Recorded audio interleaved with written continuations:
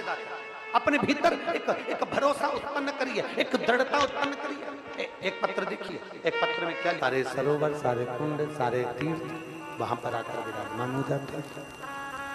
सारे तीर्थ, सारे सरोवर, सारे कुंड हुआ, माता सती प्रकट हुई, माता सती का प्राकट्य हुआ, सारे तीर्थ, सारी नदियां, सारे सरोवर, सारे कुंड, सारे देवता माता सती के यहाँ पर पहुंचे।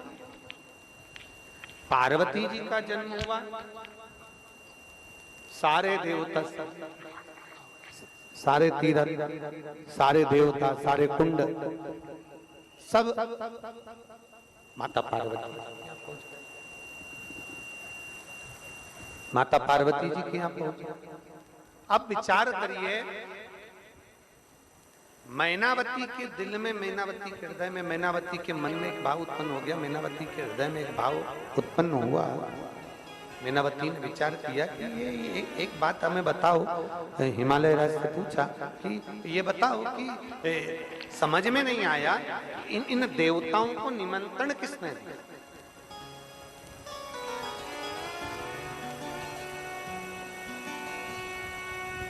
ये इतने सारे देवता, चल नहीं रहा है,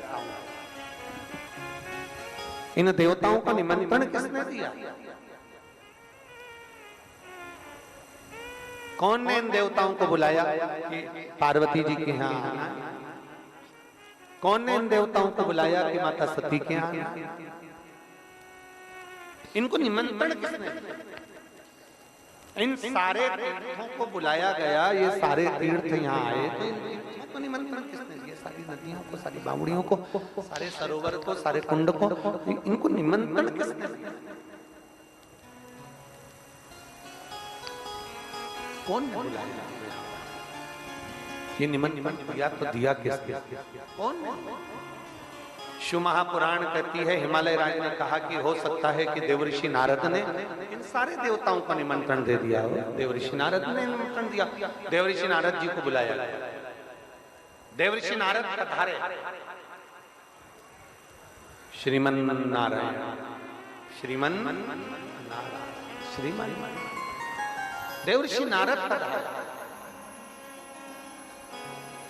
और नारायण, श्रीमन नारायण। कौन ने कहा? तब देवऋषि नारद,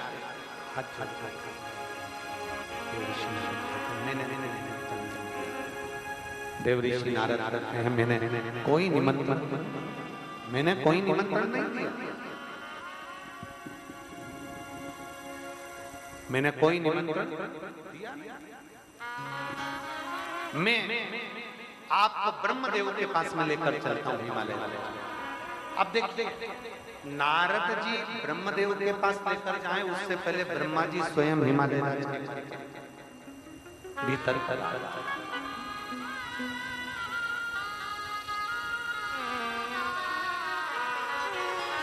स्वयं ब्रह्मा जी, स्वयं ब्रह्मा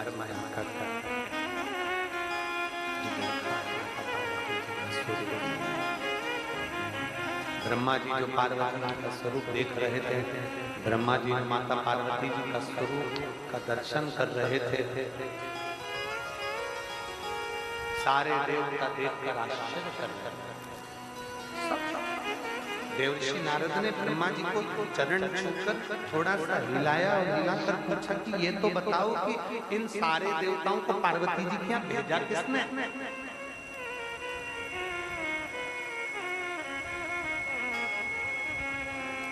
ये सारे तीर्थ, सारे सरोवर, सारे कुंड पार्वती जी के यहाँ आए कैसे?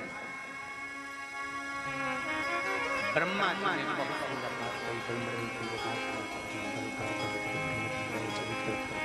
ब्रह्मा जी का सुंदर, ब्रह्मा जी का वो सुंदर,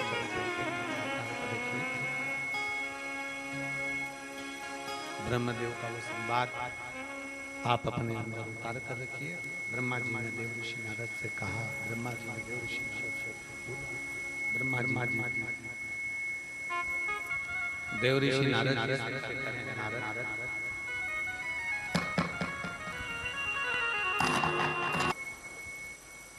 दे दिया, कौन ने बुला लिया यहाँ पर, कौन?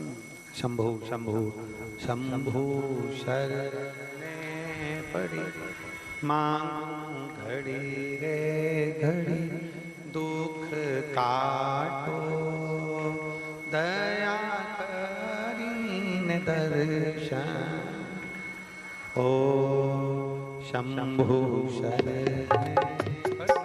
माता पार्वती जी का विवाह किया गया था, माता सती का विवाह किया गया था। बहुत सुंदर प्रसंग में अपने जीवन में उतारिएगा।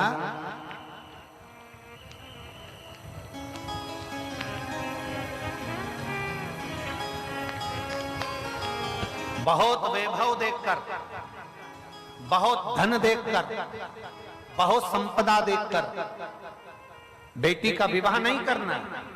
शिव महापुराण की कथा कहती है, बेटी का विवाह ऐसी जगह करना जहां तुम्हारी बेटी का सम्मान हो, आदर हो, सत्कार हो, और तुम्हारी बेटी भले तो रोटी खाए पर घर में उसकी इज्जत हो और वो सुखी रह सके।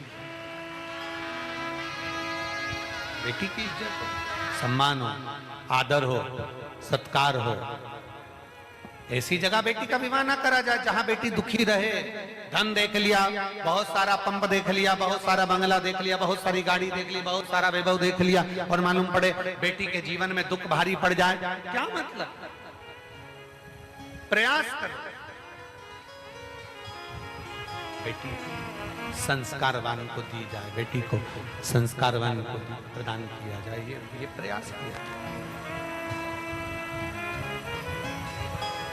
कोई ऐसा नशा करने वाला, जुआ खेलने वाला, कोई व्यसन में डूबने वाला ना हो जिसके साथ में बेटी का विवाह हो जाए और बेटी को जिंदगी भर रोना पड़े।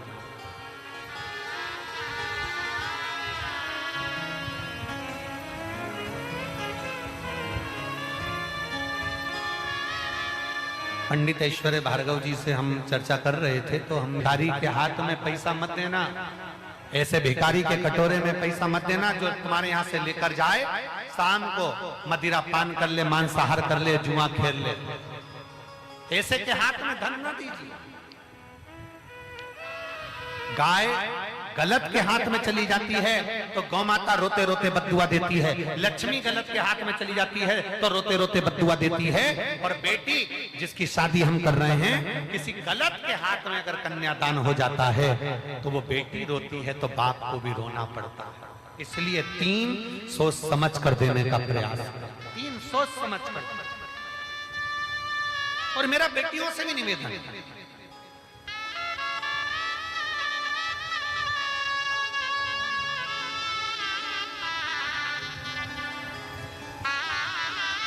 दुनिया के लोग कहते हैं कि बेटा अपने माँ बाप को पार उतार देता है।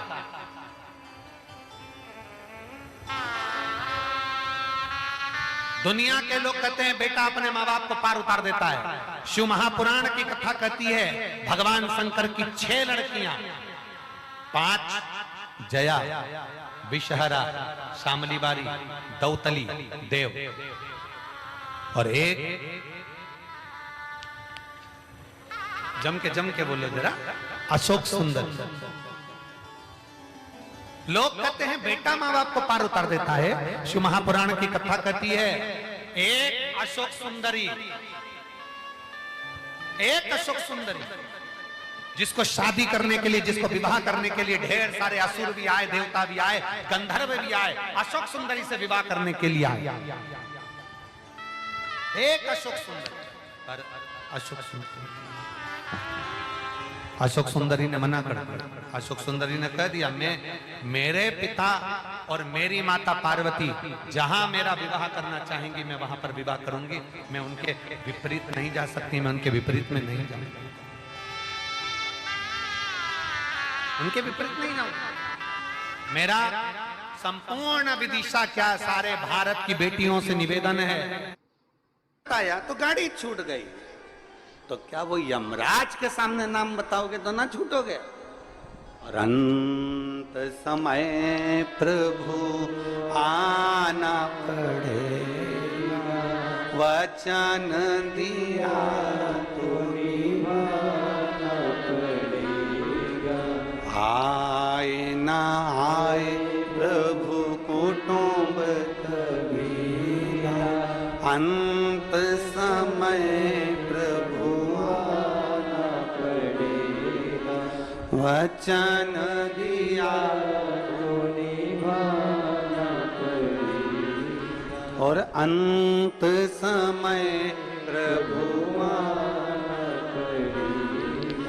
वचन दिया तो निभाना पड़ेगा। जब एक नाम बोलने से गाड़ी छोड़ दी जाती है तो उस परमात्मा का नाम लेने से श्री शिवाय नमस्तोभ्यम, ओम नमः शिवाय, नमः शिवाय।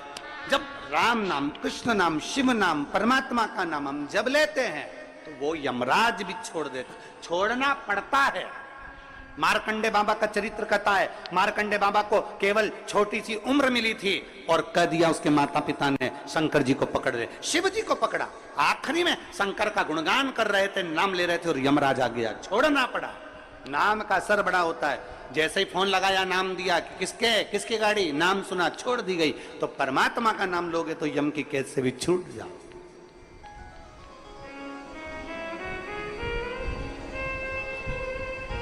बस नाम की मूलता को पहचान। इसलिए तो तुलसीदास बाबा ने अपने सुंदर वचनों में लिखा, तुलसीदास जी ने अपने वचनों में कहा, कलयुग केवल, जम के बोलो जरा, कलयुग केवल नाम धारा। नाम, उन्होंने कलयुग में यह नहीं कहा कि राम धारा की, कृष्ण धारा की, शिव धारा की, यह धारा। उन्होंने कहा कलयुग केवल नाम धारा। तुम्हारी मर्जी पड़े तो राम बोलो, तुम्हारी मर्जी पड़े कृष्ण बोलो, तुम्हारी मर्जी पड़े शिव बोलो, तुम्हारी मर्जी पड़े दत्त बोलो, तुम्हारी मर्जी पड़े देवी बोलो, तुम्हारी मर्जी पड़े कुल देवता का नाम लो, तुम्हारा जो मन पड़े वो नाम लो। पर कलयुग में नाम जरूर लो, क्योंकि कलयुग का सार तत्व केवल नाम से है, परमात्मा के भजन से। ले आओ जरूर नाम। अब आप और हम नाम का लेते, गा दे।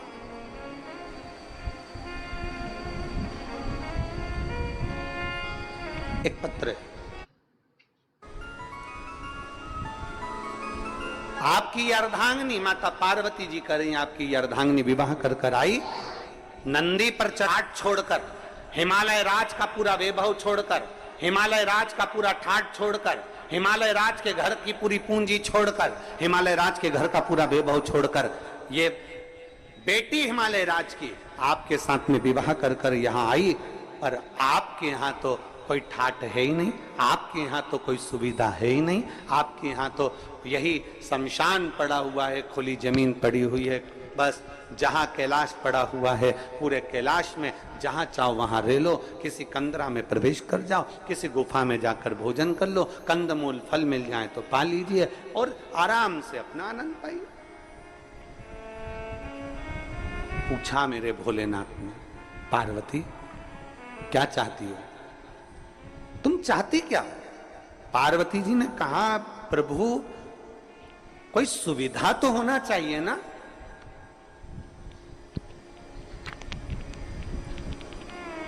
तुम सारे तीर्थ में जाओ, वहां पर बहुत सुविधा देखना, सारे तीर्थों में बहुत सुविधा देखना। एसी का रूम मिल जाए, अच्छा पलंग मिल जाए, अच्छी गादी मिल जाए, अच्छा कमरा मिल जाए, अच्छी व्यवस्था मिल जाए, अच्छा भोजन मिल जाए, अच्छे से अच्छा सामान मिल जाए। हम जब मंदिर में दर्शन करने जाएं तो हमारा वीआईपी दर्शन हो जाए। हम जब पहुंचें तो मंदिरों में हमारा ये आनंदमय कोई आए और हमारा हाथ पकड़कर हमको दर्शन कराए। सब मंदिरों में तुम्हारे लिए वीआईपी व्यवस्था हो सकती है, सारे तीर्थों में तुम्हारे लिए वीआईपी व्यवस्था हो सकती है, सारी सुविधा तुम्हें वहां मिल सकती है। पर कुबेरेश्वर धाम जब भी आना तो ये मत सोच कर आना कि यहाँ सारी सुविधा मिलेगी, क्योंकि जहां सुविधा होती है वहीं दुविधा होती है। यहाँ सुविधा है जैसी वैसे प्राप्त हो जाती है, अधिक सुविधा में दुविधा होती है। यहां तो भोजन भी आपको बनाना है और खाना भी, अरे बोलो तो जम के, आपको ही है। कद्दू भी आपको ही काटना है, और बनाना भी आपको ही है। रोटी भी आपको सेकना है और खाना भी आपको ही है। खिचड़ी भी आपको बनाना है, चावल बीनना भी आपको ही है, सब्जी काटना भी आपको ही है। और अंदर यही होता है, आप में से कई माताएं, कई भाई, कई बहन, कई बेटियां, कई बेटे आते हैं, सेवा करते हैं और कद्दू काट रहे हैं, सब्जी काट रहे हैं, कहीं रोटियां बना रहे हैं, कहीं कोई सेवा कर रहा है, कोई झाड़ू लगा रहा है, कोई मालूम पड़े नुक्ती तल रहा है, कोई मिक्सचर तल रहा है। हमारी भोजनशाला में एक भी हलवाई नहीं है। हमारी भोजनशाला में केवल आप आते हो, भोजन बनाते हो और चले जाते। जितने हो आप आते हो, भोजन बनाते हो, चले जाते। आप में से कोई बाहर से आता है, वो कह देता है कि हाँ हम भोजन बनाना जानते हैं, उनको बिठा देते हैं कि तुम नुक्ती तल लो। आप में से कोई आके कहता है हाँ हम तलना जानते हैं, तो उसको मिक्सचर बनाने बिठा देते हैं।